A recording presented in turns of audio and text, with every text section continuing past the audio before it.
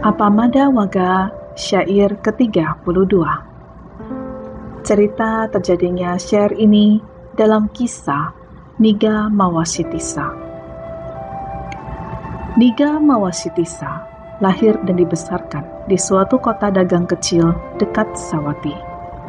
Setelah menjadi seorang biku, dia hidup dengan sederhana dengan mempunyai hanya sedikit keinginan. Untuk berpindah patah, beliau biasanya pergi ke desa tempat saudaranya tinggal dan mengambil apa yang disediakan untuknya.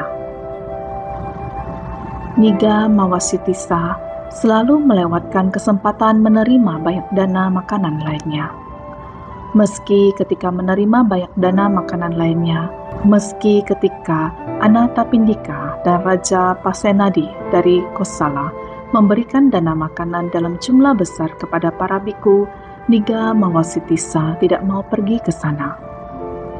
Beberapa orang biku kemudian membicarakan hal tersebut, bahwa beliau lebih dekat dengan saudara-saudaranya dan tidak mempedulikan orang lain, seperti Anathapindika dan Raja Pasenadi yang ingin berbuat jasa dengan memberikan dana makanan.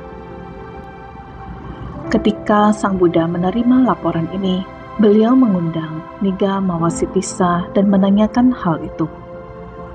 Biku Niga Mawasitisa dengan penuh hormat menjelaskan kepada Sang Buddha bahwa memang benar ia sering mengunjungi desanya, tetapi hanya pada saat berpindah patah.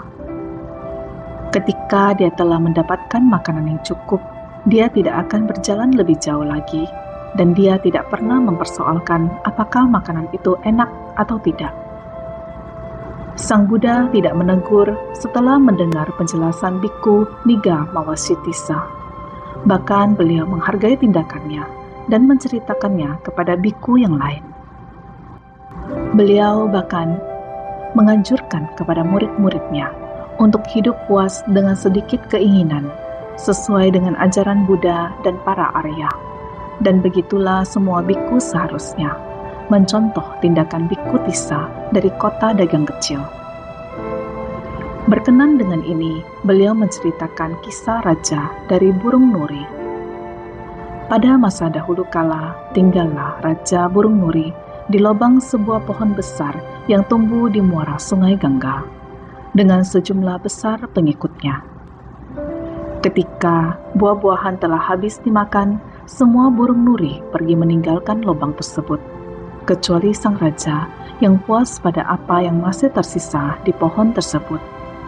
Saka mengetahui hal ini dan ingin menguji ketulusan hati Raja Nuri tersebut. Saka pergi ke pohon tersebut dengan kekuatan supranaturalnya.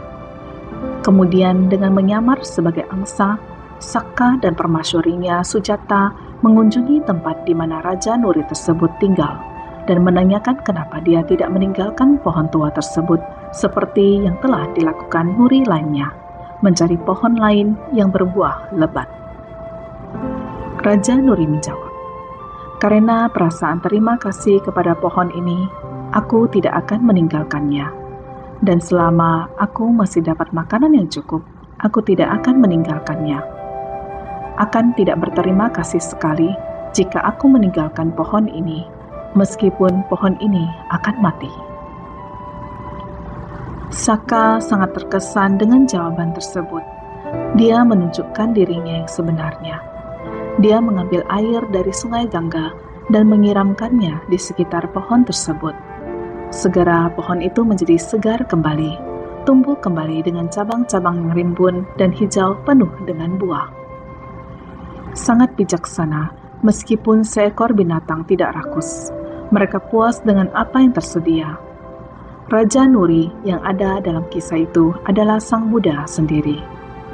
Saka adalah Anuruddha. Kemudian Sang Buddha membabarkan syair ke-32 berikut ini.